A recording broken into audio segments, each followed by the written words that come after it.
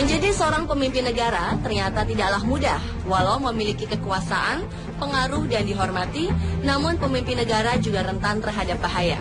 Tidak sedikit oposisi atau musuh politik sang pemimpin yang ingin melenyapkan atau menurunkan sang pemimpin. Dan biasanya alasannya untuk berebut kekuasaan atau karena sakit hati. Dari sekian banyak kasus pembunuhan pemimpin negara, On The Spot merangkum 7 pemimpin negara yang terbunuh dengan tragis.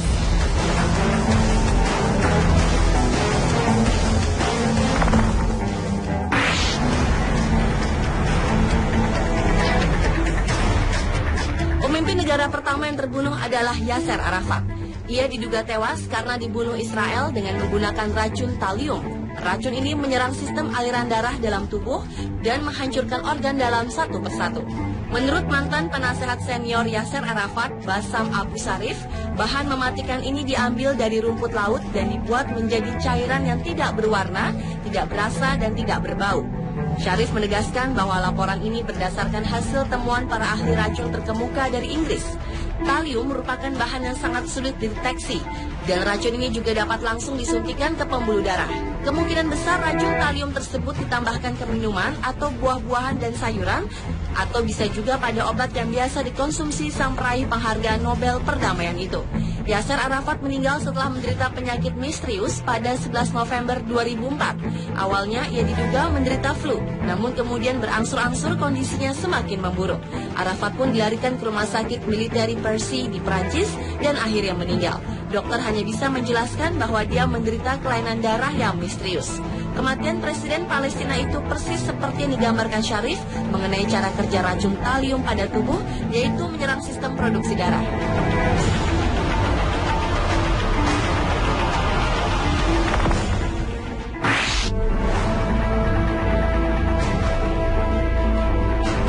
Satu lagi pemimpin negara yang tewas dibunuh, ia adalah Indira Gandhi.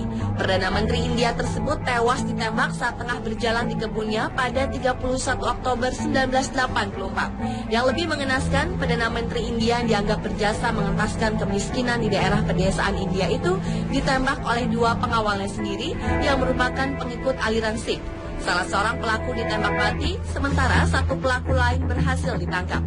Sejak peristiwa penyerbuan kuil emas, tempat suci kaum Sikh di kota Amritsar, yang menewaskan ratusan kaum Sikh, Indira Gandhi terus dibayangi ancaman pembunuhan. Kemudian beberapa hari setelah kematiannya, kerusuhan pun pecah di India. Warga Hindu setempat menuntut balas akan kematian Indira dengan membunuh ribuan kaum Sikh yang dipandang bertanggung jawab.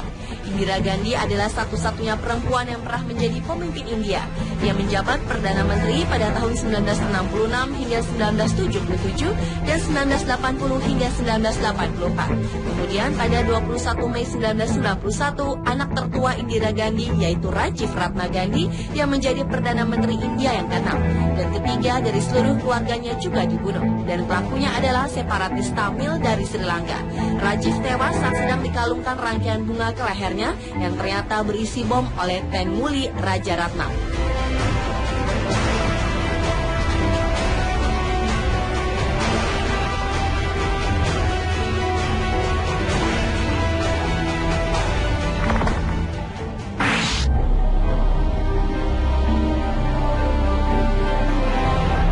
Oktober 1981 merupakan hari yang tidak akan dilupakan oleh rakyat Mesir.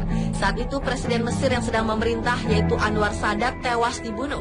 Pada tahun 1977, Anwar Sadat mengadakan kunjungan ke Yerusalem atas undangan Perdana Menteri Israel saat itu Menachem Begin yang merupakan awal perundingan perdamaian antara Israel dan Mesir. Dan pada tahun 1978 terciptalah perjanjian damai Camp David sehingga Anwar Sadat dan Menachem Begin menerima hadiah Nobel perdamaian. Namun tindakan ini ditentang hebat oleh dunia Arab saat sedang menyaksikan parade militer oleh tentara anggota Jihad Islam untuk memperingati kemenangan Mesir atas Israel dalam perang tahun 1973. Tiba-tiba saja anggota parade memberondongkan tembakan ke kursi kehormatan tempat Anwar Sadat berada. Kelompok penembak tersebut merupakan organisasi Muslim Mesir berhaluan keras yang menentang perjanjian damai Mesir dengan Israel.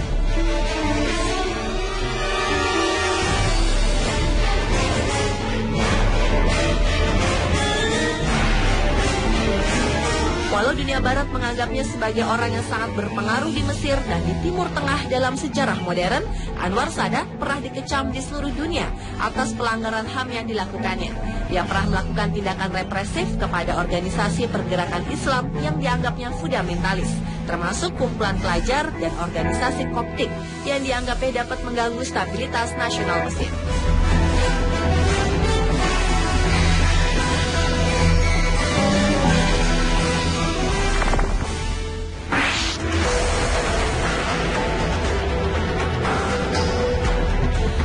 Negara lainnya juga tewas dibunuh adalah Perdana Menteri Israel yaitu Yitzhak Rabin. Ia ditembak sebanyak 3 kali dalam jarak dekat saat sedang berada di sebuah unjuk rasa damai warga Israel di Tel Aviv pada 4 November 1995.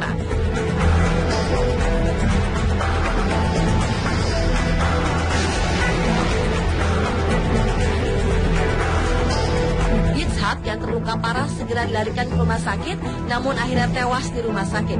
Sebelum peristiwa mengenaskan itu, 100.000 warga Israel sedang menghadiri aksi damai mendukung langkah Yitzhak Rabin mendekati Palestina.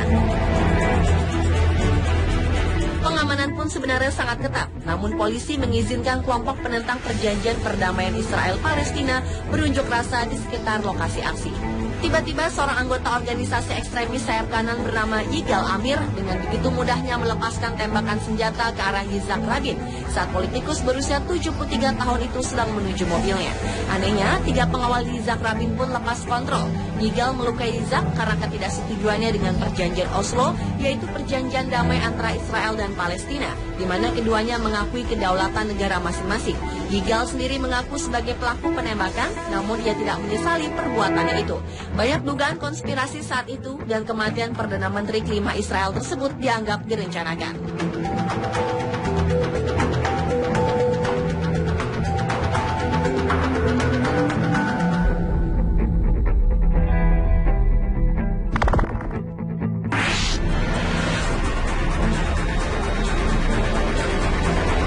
Berikutnya adalah Zoran Djindjic, Perdana Menteri Serbia yang memimpin sejak 2001 sampai 2003. Zoran tewas tertembak tepat pada jantungnya pada tanggal 12 Maret 2003 saat tengah berjalan menuju gedung pemerintahan untuk bertemu dengan Menteri Luar Negeri Swedia, Anna Lindh, di Beograd. Salah seorang pengawalnya juga terluka akibat terkena tembakan di perut namun berhasil selamat. Sebelumnya Zoran beberapa kali lolos dari upaya pembunuhan. Pelaku penembakan adalah Svezdan Jovanovic, seorang anggota mafia. Namun tindakan itu merupakan perintah Milorad Ulemek, seorang tokoh mafia paling terkenal di Serbia. Milorad juga merupakan mantan komandan polisi khusus Yugoslavia saat Slobodan Djindjic dianggap banyak mengeluarkan kebijakan yang pro ke barat, sehingga membuat rakyat Serbia, terutama simpatisan sayap kanan, membencinya. Salah satu kebijakannya itu menyerahkan mantan Presiden Slobodan Milosevic ke Mahkamah Internasional di Den Haag, Belanda, karena Slobodan Milosevic didakwa atas kejahatan perang dan kejahatan kemanusiaan yang dilakukannya di Kosovo. Sedangkan kebijakan dalam negeri Zoran Djindjic yang reformis dan terbuka juga tidak disukai tokoh-tokoh Serbia, terutama kalangan mafia. Organisasi mafia di Serbia itu merasa terancam keberadaannya. Padahal sejak pecahnya Perang Balkan pada awal tahun 1990-an, mafia mendominasi kehidupan politik dan ekonomi di negara tersebut.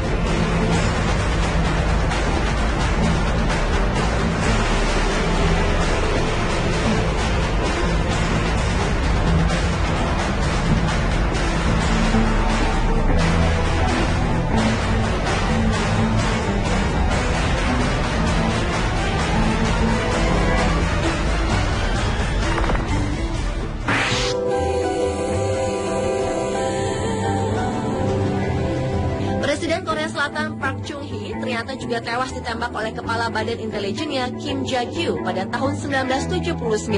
Selain Presiden, 5 orang lainnya termasuk pengawal pribadi Presiden juga tewas dibunuh.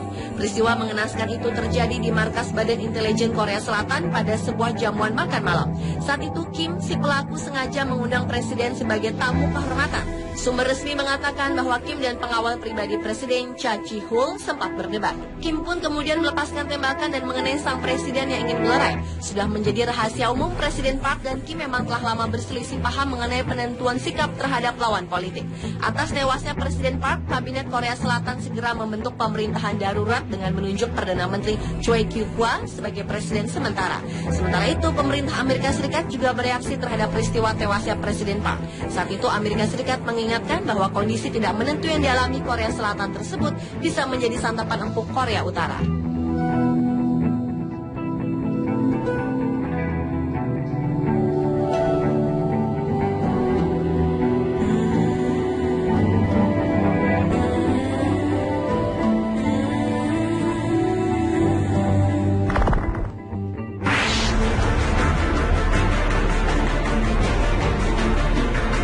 Dan pemimpin negara terakhir yang terbunuh adalah Juan José Torres.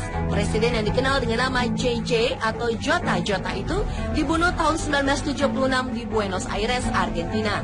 Awalnya ia menjadi tangan kanan presiden reformis yang berpikiran diktator Alfredo Ovando. Kemudian Torres menjadi salah satu petugas yang lebih berhaluan kiri di militer Bolivia. 6 Oktober 1970 dipimpin oleh komandan militer sayap kanan anti pemerintahan melakukan kudeta. Banyak korban tewas hingga di jalan-jalan dan dengan garnisun antar militer pun berseteru. Namun pasukan militer sayap kiri di bawah kepemimpinan agresif Torres akhirnya menang. Atas kemenangannya itu, Presiden Alfredo Ovando memberikan kursi kepresidenan kepada Torres yang dianggap pahlawan saat itu. Walau selama 10 bulan memerintah Bolivia dengan penuh gejolak, Presiden Torres populer di mata masyarakat Bolivia. Namun sayangnya, meski Torres menjadi pemimpin negara komunisme bagi sayap kanan, tetapi pada dasarnya ia tidak dipercaya oleh orang-orang sayap kiri itu sendiri. Setelah kurang dari setahun berkuasa, Torres digulingkan dalam kudeta berdarah dan melarikan diri ke Buenos Aires, Argentina, sehingga menjadikan Jenderal Jorge Videla mengambil kekuasaan. Pada Juni 1976, Torres diculik dan dibunuh. Kemungkinan besar hal itu dilakukan pasukan sayap kanan yang terkait dengan perintah Videla. Namun ada juga yang berpendapat bahwa pembunuhan itu berdasarkan persetujuan dari politisi Hugo Banzer sebagai bagian dari Operasi Condor. Meskipun pemerintahannya singkat, Torres tetap dihormati oleh lapisan termiskin dari masyarakat Bolivia. Jasadnya akhirnya dipulangkan ke Bolivia dan dimakamkan secara kenegaraan.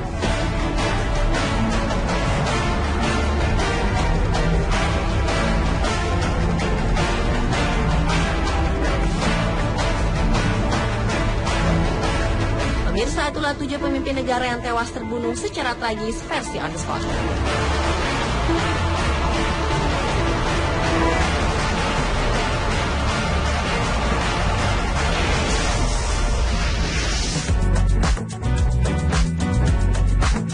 Beragam tempat di dunia memiliki kisah yang misterius. Setelah yang satu ini, On The Spot akan mengajak Anda untuk mengulik 7 legenda tempat menakutkan. Tetap di Trans 7.